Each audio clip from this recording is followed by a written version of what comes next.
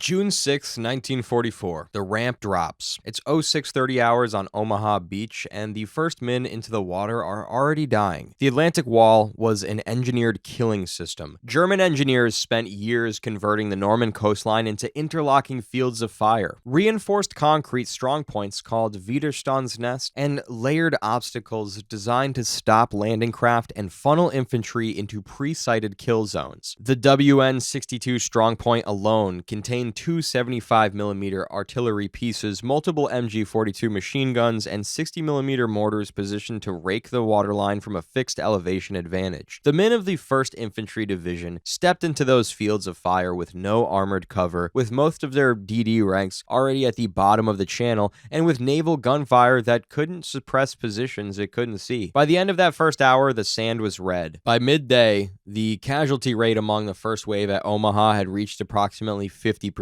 But let's change one thing. Orbiting at 25,000 feet above the English Channel, invisible to German radar and inaudible from the ground, are 12 MQ9 Reaper unmanned aerial vehicles. They've been airborne for 6 hours. Each one carries a full combat load. They're already watching Omaha Beach through their targeting systems, and the first wave hasn't left the transports yet. The MQ9 Reaper entered U.S. Air Force service in 2007. It has a wingspan of 66 feet and a maximum takeoff weight of 10,494 pounds. It's powered by a Honeywell TPE 331-10 turboprop engine producing 900 shaft horsepower, giving it a maximum speed of 300 miles per hour and a cruise speed of approximately 194 miles per hour. Its service ceiling is 50,000 feet. Operational endurance is 27 hours. That last number matters. A single MQ-9 can remain on station over Omaha Beach for the entirety of D-Day and most of D-Day +1 without returning to base. The aircraft's sensor package is the MTSB multi-spectral targeting system. It incorporates a color television camera,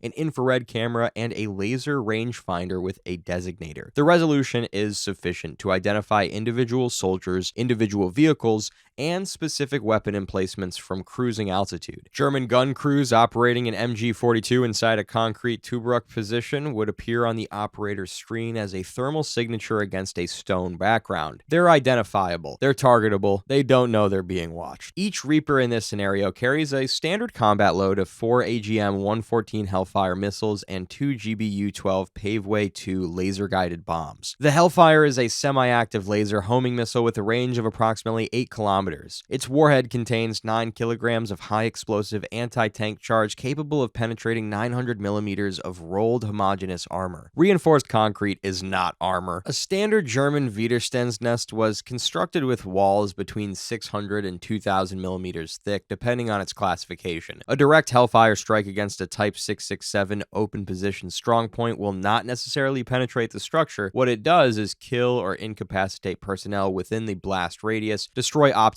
and weapon mounts exposed above the parapet, and detonate stored ammunition. The GBU-12 Paveway 2 carries a 500-pound MK82 general-purpose bomb body. That warhead contains 192 pounds of tritonal explosive. Against a reinforced position, the blast effect and fragmentation radius extend far enough to disable weapon crews even when the structure itself survives. 12 aircraft, each carrying 6 weapons, gives a total ordnance load of 72 precision-guided munitions available over the objective area. The Atlantic Wall fortifications at Omaha Beach were concentrated into 15 Widerstandsnests numbered WN60 through WN74. Not all were equally dangerous. WN62 and WN61 commanded the longest unobstructed fields of fire across the beach. They sat on elevated ground at the eastern and western ends of the Easy Red and Fox Green sectors. Their MG42 positions had pre-registered fire plans that covered every meter of the approach lanes. The German defensive doctrine relied on those fixed positions doing the majority of the killing in the first wave. If those specific positions are suppressed before the ramps drop, the geometry of the killing ground changes fundamentally. The scenario begins at 05:45 hours. The Reaper flight has been on station since midnight, mapping thermal signatures across the entire objective area. German gun crews rotate positions in the cold hours before dawn. The targeting systems track each rotation vegetation. By 0545, the operators have confirmed locations and activity signatures for 11 of the 15 strong points. 4 remain uncertain due to camouflage netting or enclosed concrete structure. At 0600 hours, 30 minutes before H hour, the lead Reaper begins its first engagement sequence. The target is WN62. The laser designator paints the MG42 aperture on the eastern flank. The Hellfire is released from 20,000 feet. Its flight time to impact is approximately 23 seconds. The German crew inside does not hear the launch. They don't hear the approach. The first indication of something wrong is a pressure wave through the aperture. Then nothing. The engagement continues systematically. Each Reaper maintains station while its operator works through the target list in order of threat priority. The WN61 field gun positions take GBU-12 strikes. The concrete structure survives. The gun crew does not. WN65 and WN70 each take 2 Hellfire strikes against exposed MG positions in the first 12 minutes of the engagement window. German artillery batteries positioned inland at Utville and Formigny have been tracked since 0200 hours. Those positions sit 4 to 6 kilometers from the waterline. They're within Hellfire range. They're not within the naval gunfire suppression corridor. The Reapers can reach them where the destroyers cannot. 4 GBU-12s walk across the Utville battery positions at 0615. 2 105mm field guns were destroyed. The third is damaged. The ammunition storage for that battery detonates when the second bomb impacts the adjacent ordnance area. The explosion is visible from the transport sitting offshore. By 0625 hours, 5 minutes before H hour, the Reaper flight has expended 38 of its 72 available weapons. 11 confirmed strong points have received at least 1 precision strike. 4 are assessed as suppressed based on thermal signature changes, indicating no personnel movement at weapon positions. 3 show partial suppression. 4 remain active to varying degrees. The arithmetic matters here. 11 strong points struck doesn't mean 11 strong points neutralized. Concrete survives blasts effects that kill the people inside it. Replacements can move forward from reserve positions in the draws behind the bluffs. What has changed by H hour is the density of active fire coverage across the beach. Not eliminated, reduced. That distinction determines how the next hour unfolds. The ramps drop at 0630. The first wave hits the waterline. The difference from the historical timeline is not silence. German positions that haven't been struck are still firing. Small arms from infantry in the draws, mortar fire from positions the Reapers haven't reached, and artillery from batteries further east that fall outside the primary engagement corridor are all still active. Men are still dying in the surf, but the interlocking fields of fire from WN62 have been disrupted. The sustained automatic weapons fire that historically swept the Easy Red sector from fixed elevation is not operating at full capacity. The gap is measurable. Soldiers who historically died in the first 200 meters of beach are reaching the shingle. The draw line at Les Moulins is accessible in a way that it wasn't at 0700 in the original timeline. The remaining Reaper ordnance, 34 weapons distributed across the 12 aircraft, is now being directed at active threats as the landing progresses. German mortar teams repositioning in the draws behind the bluffs are visible as thermal signatures moving through vegetation. They're engaged. German infantry moving to reinforce strongpoint positions from the reserve line at Verville are tracked along the road network. They're engaged. The responsiveness of the system is its most significant tactical advantage over anything available to Allied commanders in 1944. A ground commander calling for fire support in 1944 waited minutes to hours for a naval gunfire response. The Reaper operator sees the target and releases the weapon. Flight time is under 30 seconds. There's no radio relay, no fire mission format, no confirmation chain. The target appears, the weapon goes. What the MQ9 cannot do deserves the same level of analysis applied to what it can. It cannot carry enough weapons to suppress the entire Atlantic Wall. 15 strong points along Omaha Beach represent a fraction of the total defensive network across all 5 landing beaches. The Reaper flight here carries 72 weapons total. The German defensive system at Omaha alone contained more than 60 distinct weapon positions across all categories. Even with perfect targeting, the math doesn't close. 12 aircraft do not replace the ground force. They don't remove the obstacles in the surf zone. They don't clear the mines on the beach face. They don't solve the problem of infantry needing to climb a bluff under fire while exhausted and disorganized. The Reapers reshape the first hour. They don't rewrite the day. The endurance advantage remains the most underappreciated capability in this entire scenario. A 27-hour loiter time means the Reapers that launched at midnight on June 5th are still on station at